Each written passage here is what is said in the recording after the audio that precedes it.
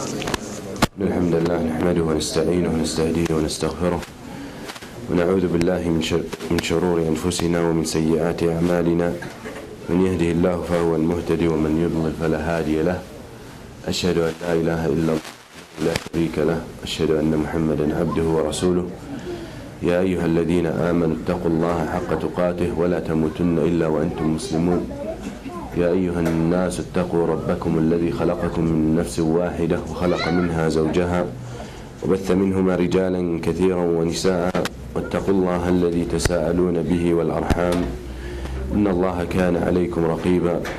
أما بعد فإن أصدق الحديث كتاب الله خير الهدي هدي محمد صلى الله عليه وسلم وشر الأمور محدثاتها وكل محدثة بدعة وكل بدعة ضلالة وكل ضلالة في النار.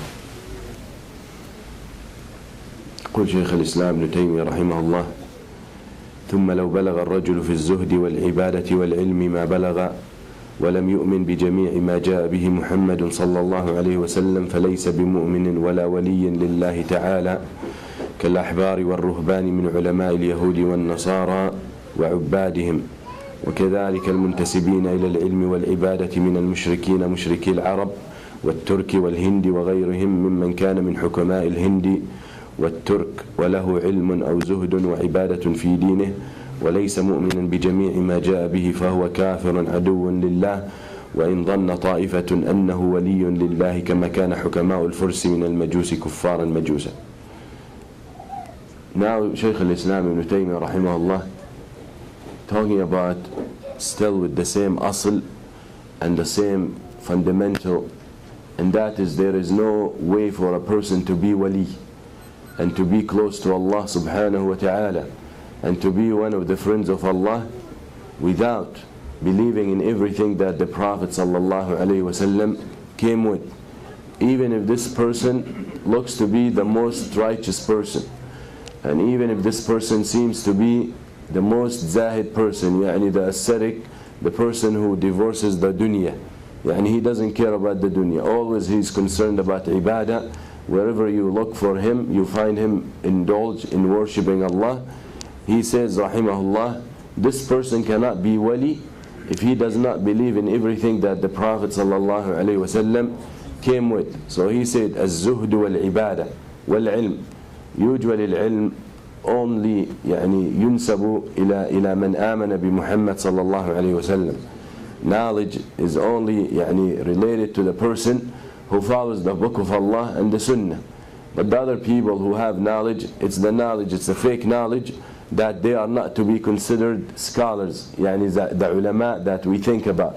So here some of the ulama picked on this point, and they said someone who does not believe in Muhammad SAW, we don't consider him alim, or we don't claim that he has knowledge. So it's beside the point. If someone even have a lot of knowledge, and someone who's so inconsiderate about this dunya, and he's not concerned about this worldly things, because this is what a lot of people might get deceived by. They see the person zahid, abid, always so much dedicated for his beliefs and so much indulged in the ibadah and in the pleasure of Allah the way he sees it, and so when they see that, they think this man deserves to be wali, and if this man is not one of the awliya of Allah, then who would be? So that's why he's mentioning these things, to pinpoint and to make it clear that don't be fooled and deceived by what you see, because he will give you after that the formula that you can use and the indicator that you can utilize to be able to distinguish if a guy or a person is one of the awliya of Allah or not. So he said, if the person reaches the highest level of ibadah and reaches the highest level of zuhd, and zuhd, as we said, maybe the monks that you see, the monks of the Buddhists, of Buddhists, and the way they completely isolate themselves from the world, and they completely into the mountains and into their own sawami' and own synagogue and places of worship. Those are some people like zuhd. Those people, that doesn't mean anything as long as they don't believe in what Muhammad sallallahu alaihi wasallam came with. So he said, if the person reaches the highest level of ibadah Because when we talk about ibadah here, it's ibadah that is not based on the guidance of Muhammad sallallahu alaihi wasallam. It's ibadah and worship that is not in accordance to the book of Allah. Zuhd as well, wa ilm.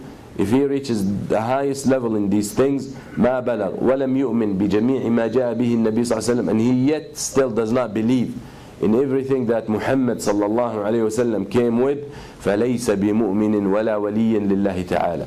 He cannot be mu'min, cannot be a believer, and he cannot be Muslim, and he cannot be one of the awliya. Yani if he is not Muslim or mu'min, automatically he cannot be one of the awliya of Allah subhanahu wa ta'ala. Then he gives examples كالأحبار والرهبان من علماء اليهود والنصارى وعبادهم.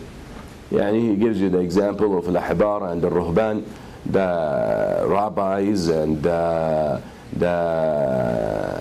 priests who were so dedicated into their religion. Yani you look at the Catholic priest, he decides for the rest of his life, since he commits to the church, he decides not to get married and not to have a spouse and not to have wife and kids, just for the sake, because he wants to be completely dedicated for the servicing of God, of the way he sees it. As well as you see those nuns, how they bring them and they isolate them and they throw them in jail, in these jails they call churches, and they completely yani, take away from them the least amount of rights that a human being deserve, and that is yani, the desires that Allah subhanahu wa ta'ala put as instincts in them. They take that away, and then look at the results. Look at the results and look what we hear every day. Yani those people divorced supposedly the marital life, and they said we're not going to get married and we're not going to have kids and spouses, and Allah subhanahu wa ta'ala yani test them, and look what happens to them. When they cannot fulfill that call, that desires that Allah put in them, every day we're hearing about molestation and sexual abuse in the churches, and we're talking about thousands of cases. Those are known, and thousands are not known. Even their Pope today, yani their Pope of today, yani they are even linking him to some of those cases that he knew about it and he never reported it. And those people who were accused still holding the same positions and still being priests and still being trusted on people's religion and people's kids and youngsters. So that is yani when people decide to deviate from the nature of Allah subhanahu wa ta'ala, Allah subhanahu wa ta'ala will strike them and will test them, and they will fail. They will fail. Yani when they decided to feed cows meat, and cow is not created to eat meat, Allah subhanahu wa ta'ala tested them with the mad cow disease. That is the reality. When you try to deviate from the creation of Allah subhanahu wa ta'ala, you will have to deal with the troubles. You are putting yourself in troubles. لا تبديل لخلق الله. Allah subhanahu wa ta'ala makes it clear. No change for the creation of Allah. So once people decide to change the creation of Allah, then Allah subhanahu wa ta'ala will test them. And once they decide to go against the nature of Allah, Allah subhanahu wa ta'ala will test them. And once they try to oppose the laws of Allah, Allah subhanahu wa ta'ala will test them, and they will fail. They will fail. Yani this test is prone to fail, and that is what you see in the reality, and that's what you should be reflecting upon. So here Shaykh al-Islam rahimahullah, he said the example of those, the rabbis and the priests, and those yani the monks amongst the Christians and the Jews who claim that we are so dedicated, and you find the person of them, yani not all of those who decide to go to follow the celibacy laws of the Catholic Church, we say they molest kids, but they have taken away from them that nature that Allah, that desires that Allah instilled in them, yet they are so dedicated, they are so involved in the ibadah, in the zuhud, in divorcing the world, but that does not help them. All these things will not help them. All these things do not make them mu'minin, and those things do not make them from amongst the believers. And as a result, there is no way for them to be from the awliya, because they did not believe in what Muhammad sallallahu alayhi wa sallam has said. وكذلك المنتسبين إلى العلم والعبادة من المشركين مشركي العرب والترك والهند وغيرهم ممن كان من حكماء. Also add to that, it's not only, he give you more examples, it's not only the monks from amongst the Jews and the Christians and the worshippers and the dedicated ones, also from any nation. From any nation, the wise people, and you find a lot of Muslims impressed by some names from the Greek and from the Indian history and from the Turks. All these things, if they were not in accordance to the Quran and the Sunnah, all these people cannot be from the awliya of Allah subhanahu wa ta'ala. وكذلك حكماء اليونان مثل أرسطو وأمثاله كانوا مشركين يعبدون الأصنام والكواكب. وكان أرسطو قبل المسيح عليه السلام ب300 سنة، وكان وزيرا للإسكندر بن فيلبس المقدوني، وهو الذي تؤرخ به تواريخ الروم واليونان وتؤرخ به اليهود والنصارى. Then he gives you another example, and this example is clearer. And this example is clearer, and he tells you now about the Greek. And you find a lot of Muslims and even a lot of the scientists, I would call them, I won't say the ulama of Islam, use those people as examples and as role models, like Ibn Sina. You all know the name of Ibn Sina, and really someone that you should look into him, because a lot of people thinking that he was an al-jadda, and he was on the Quran and the Sunnah, and you'll be surprised, and other people like that. But the point is, they follow these figures of the Greek culture, like Aristotle, and who's the student of Plato. And this Aristotle was the teacher of Alexander, the son of Philips, Alexander the Macedonian, the great Alexander. So he was the teacher. So you have to understand, this is the teacher, and he's someone who believed in the planets, and they worshipped the sun, and they worshipped the al-kawakib and the planets, and they rejected Allah, and they had their own philosophy. That this Alexander is not Alexander Dhul Qarnayn, because in some of the reports it said Dhul Qarnayn named Alexander. Okay, and this guy Alexander, his father was Philips II, who was also one of the Greek emperors, and that one, as the ulama said, his name is Iskandar ibn Dara, Alexander the son of Dara. So here the father is different, yet more important, Dhul Qarnayn was a righteous man. He was a believer. Okay, he was a believer, and Allah described him. The ulama have an opinion whether Dhul Qarnayn was a prophet or was a righteous man. والأرجح أنه righteous man, the more correct, he was a righteous man. So this way immediately tells you that Aristotle is not صاحب ذي القرنين, the one mentioned in Surah Al-Kahf. Alright, so those are the different people. So he gives you, Shaykh al-Islam gives you their example to say those cannot be awliya of Allah, because the philosophers within the Muslim community and the Muslim society throughout history were looked up to those people as examples and as awliya, and looked at their words and their work as revelation, in the sense that miracles, karamat. No one can think like that without getting in touch with the divine.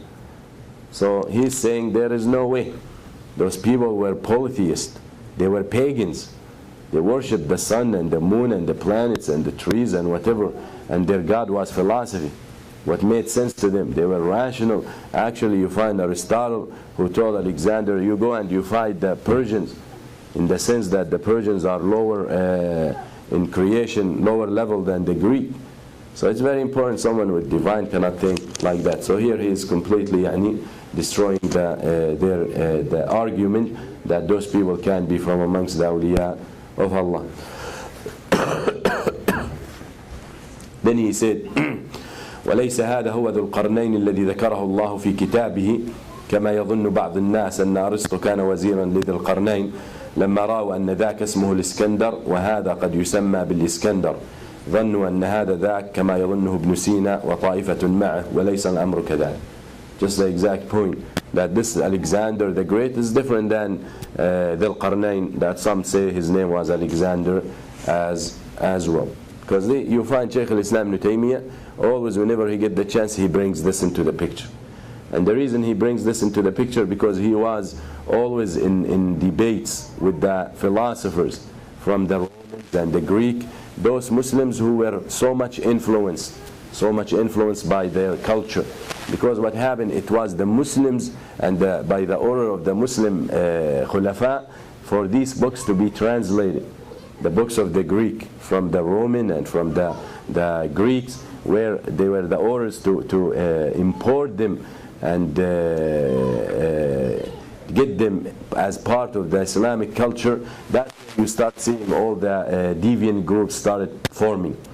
Once these books started getting and contaminating the pure resources of Islam, Al-Quran wa Sunnah, that's where you start finding all these groups like Al-Mu'tazila and Al-Jabriyya, Al-Qadariyya, all these groups who, if you look at their thoughts, you find it always philosophical. يعني they tell you العقل قبل النقل. They tell you يعني the rational before the revelation.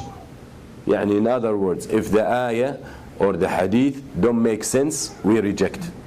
Forget about the ilm of hadith, and to forget about the chain and the narrations of the chains of narrations and the authenticity and all that.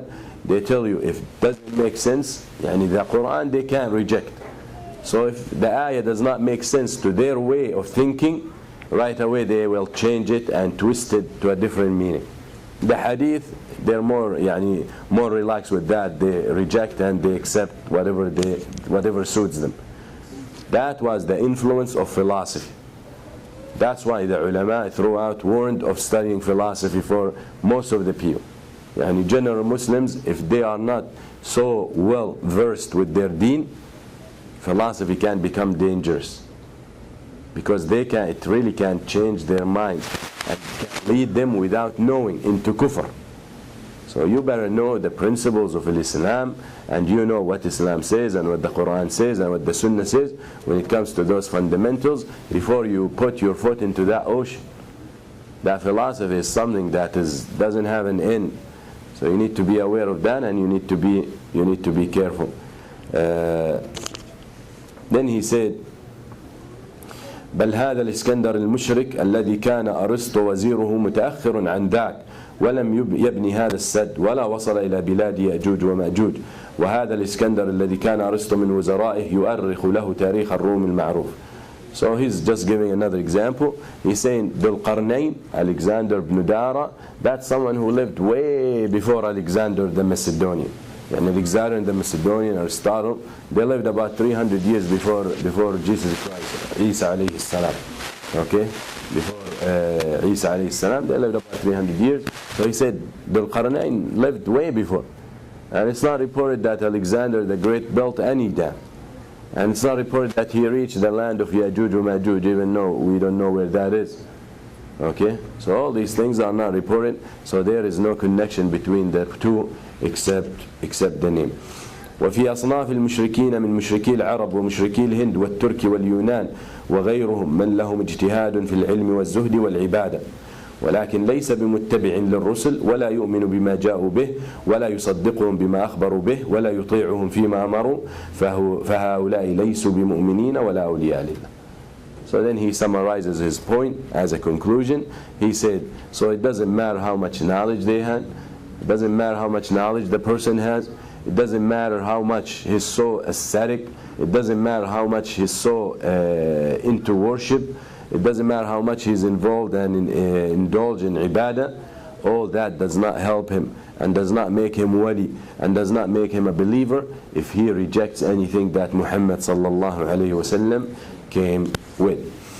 وهؤلاء تقترن بهم الشياطين وتتنزل أو تنزل عليهم فيكاشفون الناس ببعض الأمور ولهم تصرفات خارقة من جنس السحر وهم من جنس الكهان والسحرة الذين تنزل عليهم الشياطين.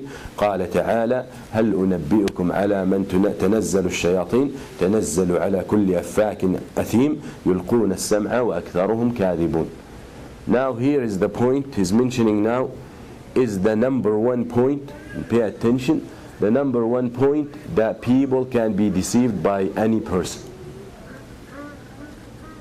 The number one point that any person can deceive other people is by the abnormal things he can present. First, we need to establish that abnormal things people do are not called mu'jizat. You know mu'jiza, the miracle? We don't call it miracles.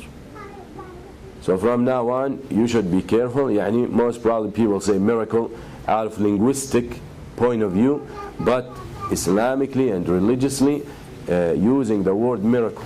When you see something يعني abnormal or beyond nature or unexpected, that is not the right way. Because miracles is what the prophets were given by Allah subhanahu wa ta'ala to support their message. So we don't call يعني someone a little child, and the Gharb and the West, the kuffar يعني use the word miracle for everything. For everything. Huh? يعني if you are in a car and you get into an accident, يعني someone pumps into you and nothing happens to you, it's a miracle. That's how they think. You go into a surgery and يعني 50-50 and you get out of it safe, miracle. These are not miracles. Okay? يعني he told you it's 50-50. You made it miracle. Okay? Think someone gets shot and he doesn't die. Miracle. So it became so easy to use the word miracle for everything that the real miracles lost their significance. And that is really a plan and a way to take people away from respecting and honoring and glorifying and praising the miracles of Allah. يعني you find him, for example, one of the ulama, great ulama of Islam. يعني today what's happening, for example, in the Muslim world. One of the greatest ulama, Imam Bukhari, or Umar bin Abdul Aziz, or Ibn Hibban, يعني one of the great ulama of Islam, you find that he makes a movie, or he makes يعني تمثيلية, what's تمثيلية?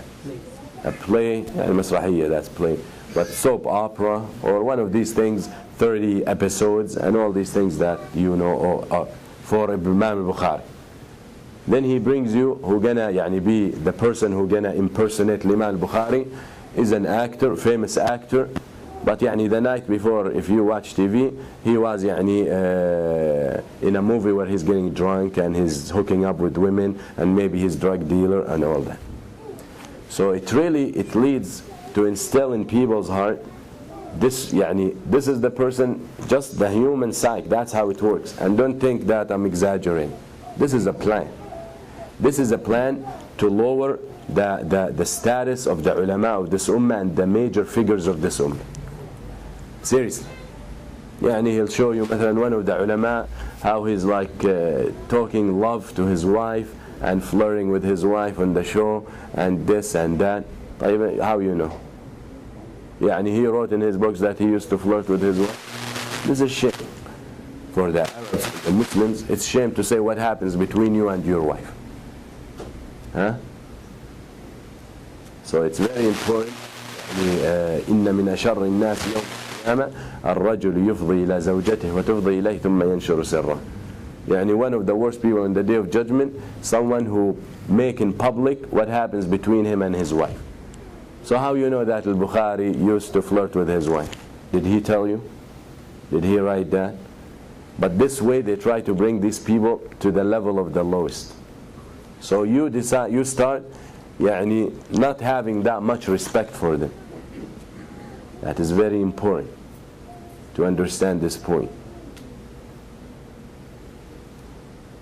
So here Shaykh al-Islam Ibn Taymiyyah rahimahullah, he said, don't be fooled by what you see, because people are deceived by seeing things. So going back to what I started about the miracles, we don't use miracles. That's it. Miracles, mu'jizat, is what the messengers and the prophets came with. The book of Allah is mu'jizat. Isa alayhi salam bringing back the dead is mu'jizat. Musa alayhi salam splitting the Red Sea is mu'jizat. But by the death of Muhammad SAW, mu'jizat stop.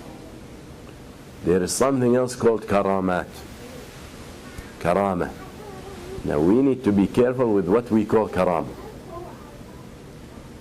Because karama only happens to a person who's from amongst the awliya of Allah. And I will give you two differences between karama and abnormal things that you can distinguish, so you won't be fooled next time. يعني you see someone walking, يعني Sheikh al-Albani rahimahullah, one of the extremists, يعني Sufiya, came to him and he said, I'm a person who has karama because I'm Sufi. So يعني he wants to use this because the people who don't have knowledge, when they see someone who's doing these abnormal things, they look at him and they think right away, especially in the Muslim world, right away, wow, he has يعني special power, يعني divine power, يعني this karama from Allah, and the only reason Allah will give it to him because he's good, so we're gonna follow him. So this way he can deceive them and he can get them to follow exactly what he wants. So he came to Sheikh al-Albani and he had a big screw. You know the screw, the barbecue screw? So he has a big screw. And he said, I can put it in one side of my belly and get it out of the other side without any blood coming out. For some of the brothers laughing, and we laugh because I think we know these tricks. But most people don't. Most people are not open-minded or well-rounded. They don't know. This thing can be so sharp that when this, and it's a training. It's a training. You can stick it in the skin, and usually the blood vessels will, because it's so smooth, the blood vessels will, when it hits the blood vessels will reflect. So it doesn't penetrate or break any blood vessels. So they can get it through the way, and of course that's by training. And you don't go and start smoothing things and stick them in your body. Okay, those people are trained. So the point is, they manage not to get blood. So Sheikh al-Albani told him, I don't want you to put a screw. I want to put the boos. The boos, the pin. You know the small pin? Huh? He said, I don't want you to put out this whole screw. I put a pin. You let me put a pin. The man refused. Refused. If he's Wali, and if he thinks Allah gave him this karama and this honor, then a skew or a sword or a bullet should have the same effect. But they are what they call soothsayers. They're fools, they fool the people, as you see. So he said, وَلَا أَوْلِيَاءَ لِلَّهِ وَهَؤُلَاءِ تَقْتَرِنُ بِهُمُ الشَّيَاطِينَ وَتُنَزَّلُ عَلَيْهِمْ فَيُكَاشِفُونَ النَّاسَ بِعَظْمِهِمْ. Those people, once they start to deviate away from the way of Allah, they become allies with the shaitan, with the jinn, the kuffar. And we should know about the jinn that Allah subhanahu wa ta'ala gave them powers that He did not give us. And they are jinn who can climb into the sky and to steal what's happening. Because the way that we believe as Muslims, when something going to happen on the earth, Allah subhanahu wa ta'ala orders, and the angels will hear and will talk about it until it reaches the earth. So يسترقون السمع. They steal the hearing. They steal the news. And as the Prophet said, they go over one another until they reach to hear some. Allah subhanahu wa ta'ala punishes them with some of the comets and all these fires in the sky, but they still steal some. So once these people start deviating from the way of Allah, they start allying with the shaitan. This alliance with the shaitan, those are the awliya of shaitan. This alliance start giving them help. So they might give them some news that might happen. And usually, with any news, you throw it. If it happens, it happens. If it doesn't happen, well, not yet. Alright? So that is how they work. So he's saying تقترن بهم الشياطين وتنزل عليهم فيكاشفون الناس ببعض الأمور. يكاشفون الناس ببعض الأمور يعني they tell them some of the future. So when you see all these people, all these psychics and TV shows and about people telling the truth, and he looks at her and he tells her your father tells you his story, and her father he died 20 years ago and he didn't get a chance to tell her his story. Your mother says that, your brother tells you that he had your meal at the table. Whatever the situation is, some of it is right and most of it are wrong. And you find these people so full that she start crying. Okay? I can tell you your father tells you your story. No, these are the things. I watched that. We don't have time for that. We know about this stuff. That is the reality. Okay? So the point is, all these shows that that is how they work. Those people have connection with the jinn as we believe. So he's telling you فيكاشفون الناس ببعض الأمور ولهم تصرفات خارقة من جنس السحر. And they have abnormal actions, things that people cannot get. He has, this guy is special. And if you really, it boils down to be magic. Okay, it boils down to be magic. وهم من جنس الكهان والسحرة الذين تنزل عليهم الشياطين. So those people who can fool people and show them these abnormal things, these extraordinary things, supernatural things, they are at the end, if they are not from the awliya of Allah, if they are not people who believe in Muhammad SAW, if they are not people following the book of Allah and the sunnah of the messenger, automatically they belong to this group, the group of magicians and the group of psychics and the group of soothsayers and the group of fortune tellers. That's what these people belong to, and Allah subhanahu wa ta'ala talked about them in the Quran. So يقول الله سبحانه وتعالى in سورة الشعراء هل أنبئكم على من تنزل الشياطين. Allah tells the Prophet ﷺ, tell them, should I tell you whom the shayateen descend on? And what kind of people the shayateen will descend on? What kind of people the shayateen will come down to affect? What kind of people the shayateen will come to possess and help them in their deception? تنزل على كل أفاك أثيم. These shayateen and these devils and these jinns come to every أفاك أثيم. أفاك يعني شديد الكذب. الأفاك is someone who lies too much. Athim is someone who's so much into the sins, يعني very sinful person. And the reason Allah revealed this ayah, when they accused the Prophet ﷺ of being a kahin, soothsayer, fortune teller, when they accused him of that, Allah subhanahu wa ta'ala reveals this ayah, and he said, shouldn't we tell you about who are the who received the messages from the shayateen? Because they said Muhammad SAW deals with the shayateen. He gets all these stuff he's telling us from the shayateen. They tell him the future. Even the kuffar of Quraysh believed in that. Okay? So they say he tells them all these. They tell him, the shayateen tell him, so he has contact with them. So Allah subhanahu wa ta'ala reveals this ayah, and he said, the shayateen come on a liar and sinful. And you, the people of Mecca and the Arabs, you know that Muhammad ﷺ is not a liar, and you know he's not a sinful person. You are the ones who describe him to be the trustworthy, and you know the shayateen only come to the liars and the bad people. So this way he's not kahin and he's not liar, so his message is not received from the shayateen.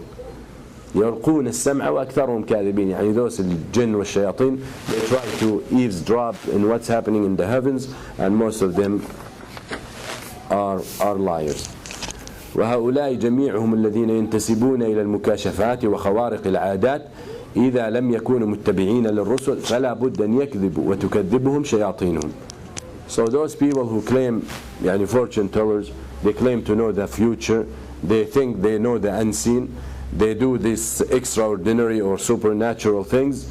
If they are not on the guidance of the Prophet ﷺ, then they are got to be liars who are dealing with the shayateen, and they are liars, and their shayateen they deal with, consider them liars. ولا بد أن يكون في أعمالهم ما هو إثم وفجور مثل نوع من الشرك أو الظلم أو الفواحش أو الغلو أو البدع في العبادة ولهذا تنزلت عليهم الشياطين واقترنت بهم فصاروا من أولياء الشيطان لا من أولياء الرحمن.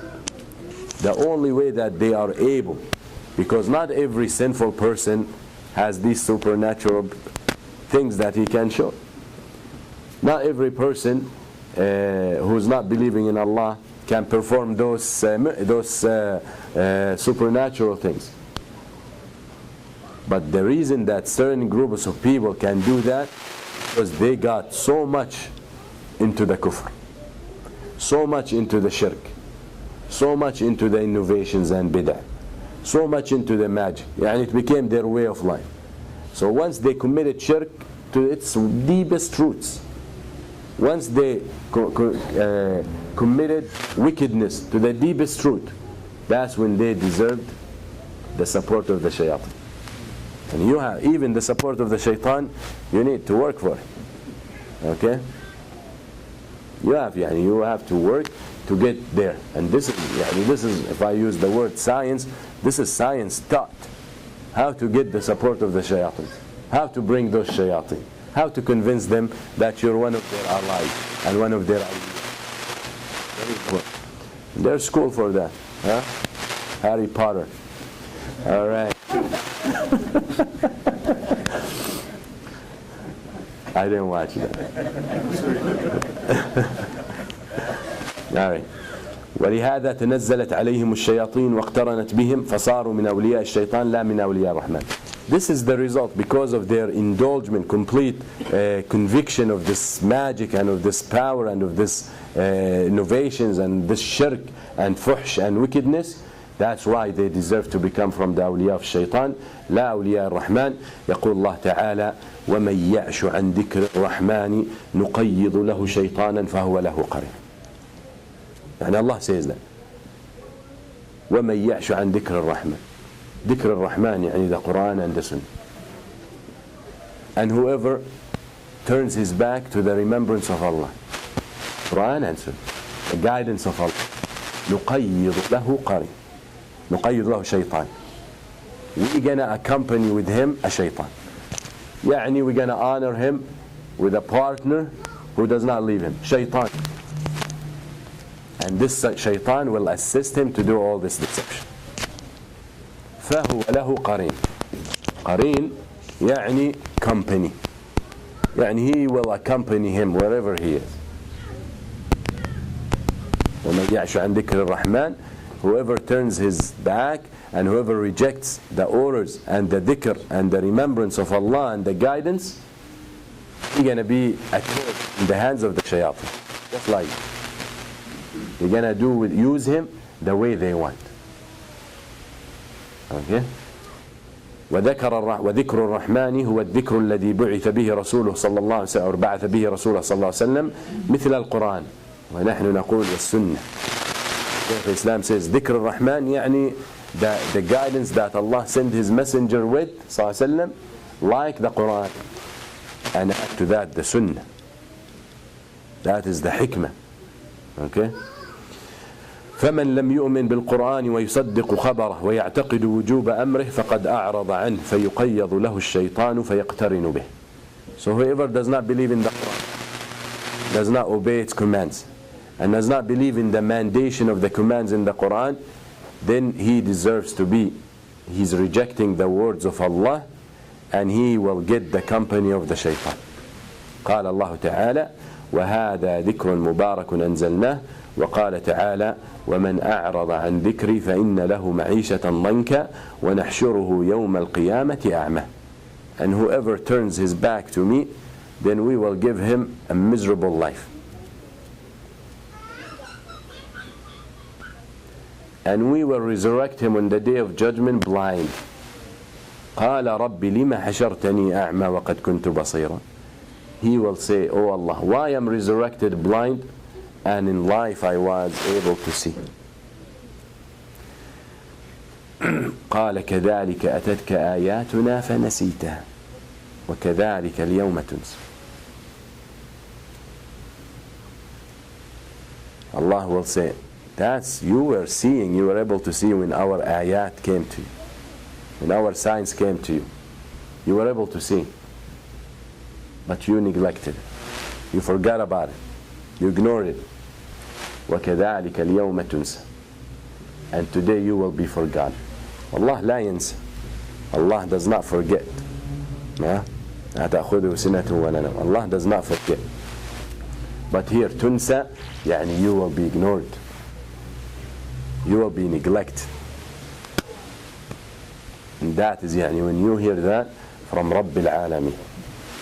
If you hear someone يعني someone dear to you in this dunya who tells you, you know what, just get out of my life.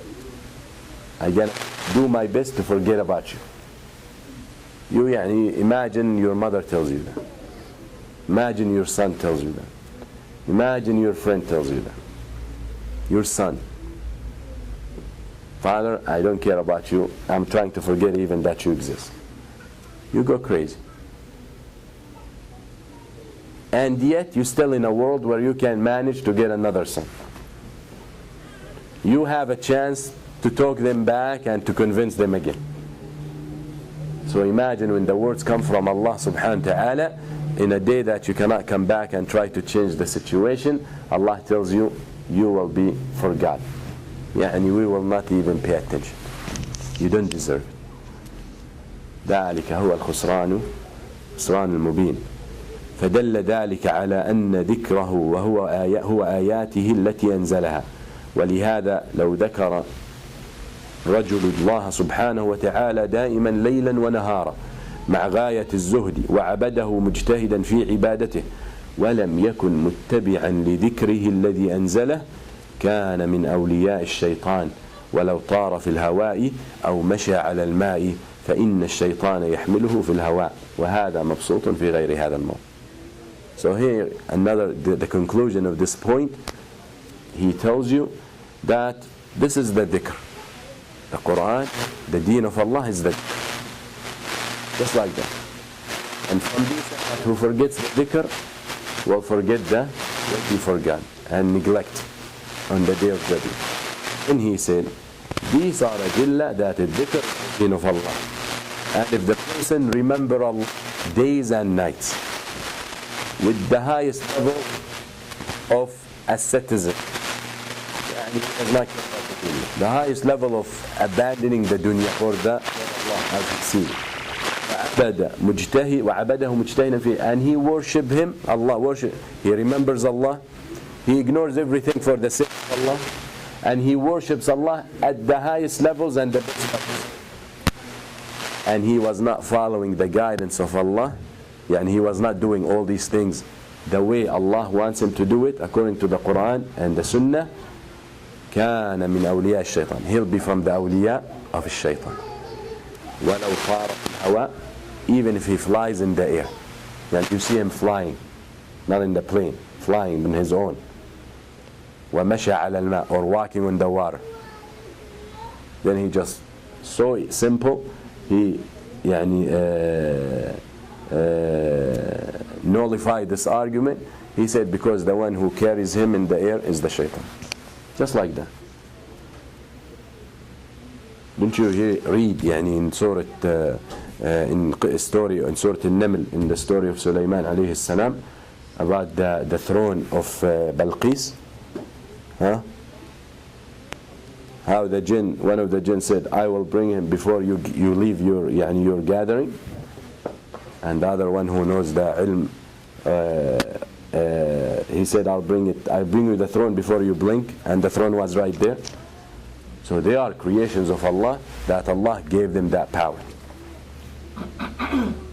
So it's not a surprise that the shaitan can carry a human being in front of the people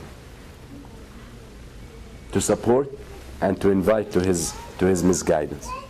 So don't be fooled. The Muslim and the believer has the principle to distinguish. So summary of all what we said, we're going to look at the person who's flying in the air. We're going to ask, how close is he to the Quran? They say, mashallah, he reads the Quran and he follows it. then we ask, how close is he to the guidance of the Prophet, to the Sunnah of the Prophet? He said every time he hears about a Sunnah, he makes sure he puts it into practice as part of his life. We say this is karama. That means that's honor from Allah subhanahu wa ta'ala, and we'll talk about why. Or someone walking on the water, how much is he close to the Quran? He doesn't even come to the masjid. And even if he gonna recite, he doesn't even know how to say Fatiha. But the Sunnah, he is one of the biggest enemies of the Sunnah of the Prophet ﷺ. Wali of Ar-Rahman or Wali of Shaitan? Wali of Shaitan. This walking on the water, karama, from Allah or deception from Shaitan? Clear.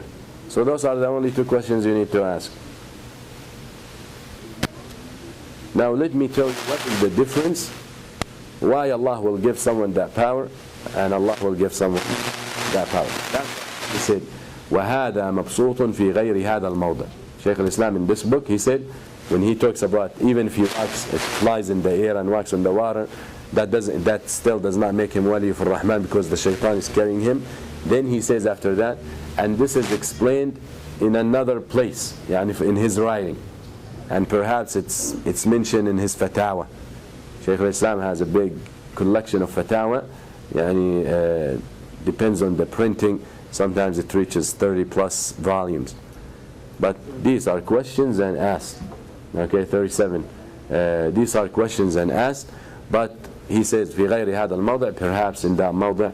And I was able to get one of those مواضع. He explains to you what is the difference between the karama and the supernatural things that happen to other people. So first, as I said, to be a karama, to be considered karama and honor from Allah, the person has to have this condition. We said he has to be tightly holding and clinging to the deen of Allah, to the Quran and the Sunnah. Alright? وَلْيُعْلَمْ أَنَّهُ لَا يَلْزَمْ أَنْ يَكُونَ وَلِيَّ الرَّحْمَنِ مِمَّنْ يَأْتِي بِخَوَارِقِ الْعَادَاتِ. Also another thing, a person doesn't have to have a karama to be considered wali. Not every wali has karama. But every karama happens to a wali. We're going to go with the definition of al-karama, as we said. Because usually al-awliya don't ask for al-karamat. Al-wali of Allah, he's worshipping Allah, following the sunnah. Why he needs to ask for karama? He doesn't. But yet you see it happen to great from amongst this ummah, from al-ulama and al-zuhal and al-ubbad. So usually the wali of Allah does not ask for karama. The wali of shaitan asks and begs and commit shirk and sacrifice. Maybe reaches a point where he has to sacrifice in the name of shaitan to get this power. Alright?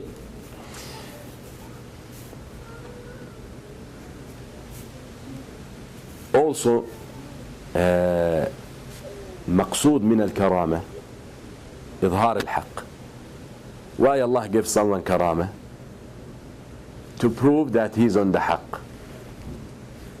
When someone he comes into a society where they all into this magic and soothsayers and all this kadhib and dajjal, and he's inviting them to the way of Allah, they reject him. Like Ibrahim alayhi salam, when he came to his people, they were worshipping the sun and the moon, kawakib. They rejected him when he told them worship Allah. So he destroyed their idols. They throw him in the fire. Allah saved him from the fire. That's mu'jizah. So when a person comes to invite his people to that and they reject him, so Allah gives him support. So you reject this person, we're going to prove to you that he is on the haqq. So Allah gives him karama. Okay?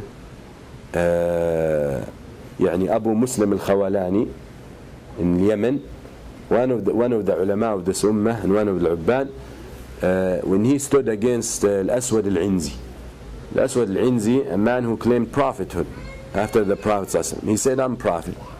In the Khilafah of Abu Bakr.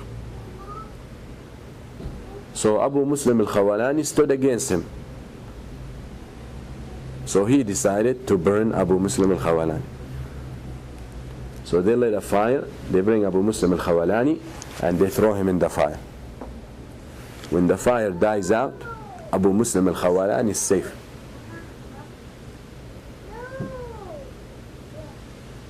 Alright, that is karama. Because Abu Muslim Al-Khawalani was on the Quran and the Sunnah. And he go all the way to Medina, and Umar bin Khattab sees him and asks about him, and he finds out about him, and he hugs him and he cries. And he says, Alhamdulillah, that I saw a member of the Ummah of Muhammad whom Allah blessed him the way he blessed Ibrahim. That's karama.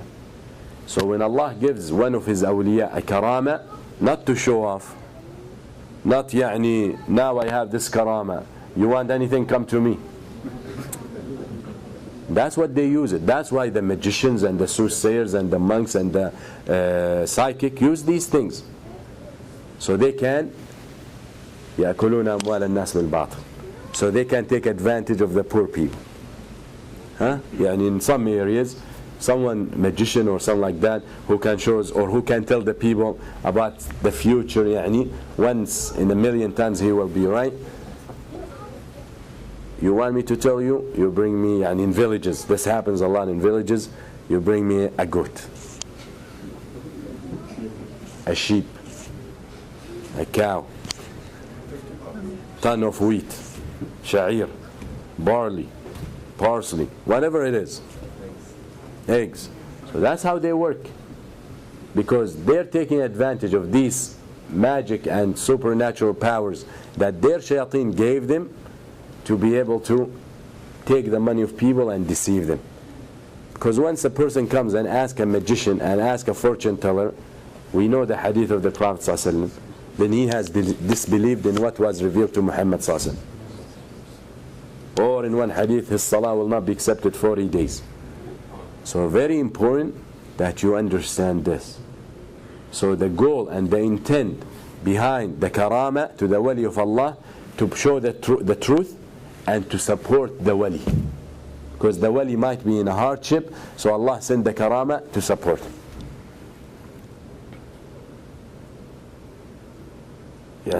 One story, and really authentically was not proved. I think most of the ulama said it's weak narration, but just to mention it, to give you an example, when a man who was traveling and a robber stopped across his way and wanted to kill him. So he told him, take everything, just let me go. He said, no, I have to kill you. So the man said, let me pray 2 rak'ah. So he prays and he makes the dua. أَمَّا يُجِيبُ الْمُضْطَرَّ إِذَا دَعَاهُ وَيَكْشِفُ السُّوءِ. Who is he that will answer, who's other than Allah, will answer the call of the needy when he needs him, and remove the hardship of his back, of him. So he said, when the man went with his sword to kill me, a man came from heavens on a horse with a sword, and he killed. So I grabbed to the horse. I asked him, I asked you by Allah, who are you? He said, I'm an angel in the 3rd or 4th heavens. When we heard your dua in the heavens, I asked Allah the permission to help you. Can this happen? Now again, authentically, it's not proved. But the example I'm giving you, more than that happened. Didn't Allah subhanahu wa ta'ala sends Jibreel and the angels to fight with Muhammad SAW on the day of Badr? Not one angel, the angels, led by Jibreel, and Muhammad SAW is the leader of the whole army. The angels and the angels. So Allah, when He gives karama, and this is when Allah gives karama, He gives it to show the truth and to support the truth and to support His wali, to give him victory. And when those people have these supernatural things that they beg for and they will commit shirk for, they ask for it for worldly gain, fame, name, money, people's property, sex, anything you can imagine. Yani some of what these people do to be able to deal with the shaitan, and he might take the mushaf into the bathroom. He might urinate on the mushaf to have this power. The shaitan tells him that. And you all know the story of Baratiso, that Christian monk, the Christian monk who was so much in the worship of God, يعني worshipping Allah the way he deserves. And the shaitan wanted to deceive Baratiso, but the shaitan himself could not. So he gathers the marada, يعني the strongest level of shayateen. He tells them who can deal with him. So one of the marada with the name Marid al-Abyad, or al-Jinn al-Abyad, the white jinn, he said, I'll take care of him. This jinn is the one whose job was to deceive the prophets. So he said, I'll take care of him. So he goes. Did he come to him straight to tell him worship the shaitan? Did he tell him get out of what you're doing, let's go to hang out? Did you? No. He comes, he calls on him. He's in his place of worship on the second floor on top. So he comes to Baratiso, he said, he calls on him. The man is praying, Baratiso. He would go in salah for 3 days and will not come out. So the man waited 3 days until he was done. He came out. He said, what you want? He said, I heard about you, I came to join you. So he tells him, I don't have time for you. And he goes back in his salah. So the man waits. This is jinn, of course in the form of a human. So he comes out, Baratiso, after all that time, he realized the man's still waiting and praying. So he said, this is a man who's serious. So he brings him up. So now Baratiso will go in the salah for 3 days. The jinn, in a human form, will go in the salah for a week, for a month. So now Baratiso started looking at this person and he said, this guy is way better than me. Way better than me.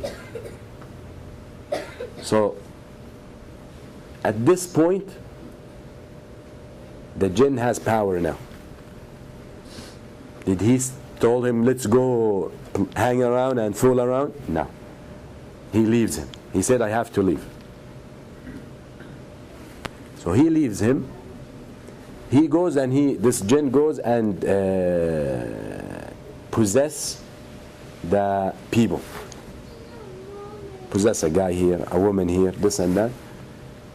So now the person is sick. So he'll come to them and tell, in a human form, another human form, he tells them, and they have that power, he'll tell them, I know who can treat you. So he will tell them Baratiso. So they'll go, Baratiso doesn't do this stuff. But then he will come and start convincing Baratiso. But he's someone trustworthy now to Baratiso. So Baratiso listens to him. So now the reputation of Baratiso is where everyone knows that he can. So once Baratiso starts reading on them, the jinn gets out of it and they're healed. Until it reaches the king, daughter, this happened. They come, they bring her. Her brothers have to leave to go fight or something. So they leave her with Baratiso. The shaitan starts whispering to him all the way until he commits zina with her. Then she gets pregnant. Then he kills her. Then he buries her. And then the brothers come, what happened to our sister? She got so sick, she died. Let it go. The jinn, the shaitan, goes and in the dreams of those brothers, tell them your sister is buried there. Baratiso killed her. This, that. They have dreams after dreams. So they go, they dig her out, they go to Baratiso. It's time for killing. So this shaitan comes to Baratiso. They're about to kill him. He tells him, you make sujood for me, I save you. So he makes sujood for him. They go with the sword on his neck, they kill him. So the point is, the shaitan business and job in this dunya to deceive the righteous. So when these shayateen, they want you to get the furthest away from Allah, the deepest way in sins, for them to assist you. So they will request that you urinate on the Quran. they will request to say words and mumbling that only Allah knows what it means. Some of them will take pages from the Mus'haf and put it on their genitalia to show loyalty to the shayateen, so the shayateen can be with them. Yes. Some of you are wondering, yes, that is magic, and that is kufr. That is what these people. That's why the magician in Islam is killed. The magician is killed, and a lot of the ulama say even his repentance is not accepted. Yani we do not accept his repentance. Killed, he deals with Allah. If he's truly repented truly, then that's between him and Allah, because of the harm they bring to the people and the deception. So as you see, the karama, yani you have to look. Why is he showing us this? Why he can walk on the water? We say, how close is he to the Quran and the Sunnah? They say he's so close. Then we know he's showing, Allah give him this power to show the people that this man is righteous and the truth, follow him. On the other hand, someone walking on the same water, how much close is he to the Quran and the Sunnah? He doesn't even pray. He doesn't know the message. We hear stuff about him.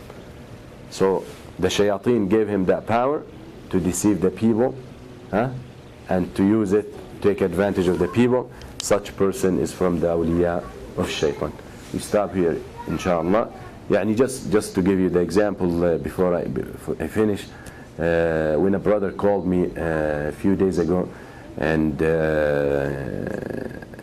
I called him back, and he asked if the way he acted, if it was okay, all right, in certain situation. So I said, what was the situation? He said that a family, here in South Florida, is having a goodbye party. Their son is traveling, and they're getting together in the masjid. They want to read Quran and make dua for him to be safe. So he told them, this is haram. So I told him, based on what you said, it's haram. Okay? If their intent to get together and do some kind of lecture, some kind of remembrance, some kind of dhikr in a fashion that is in accordance to the sunnah, then there is nothing haram with that. There is specifics. So don't go out and say, let's get together and do this. No, I'm saying in a specific way. So I said, what made you sure that it was haram? He said, because some people might say, why you're teaching this topic? Why is it significant? He said, because the son who's traveling is 19 years old. He's traveling with the army to Afghanistan.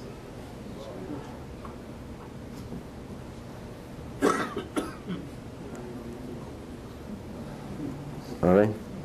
أقول قولي هذا واستغفر الله لي ولكم وصلى الله على سيدنا محمد.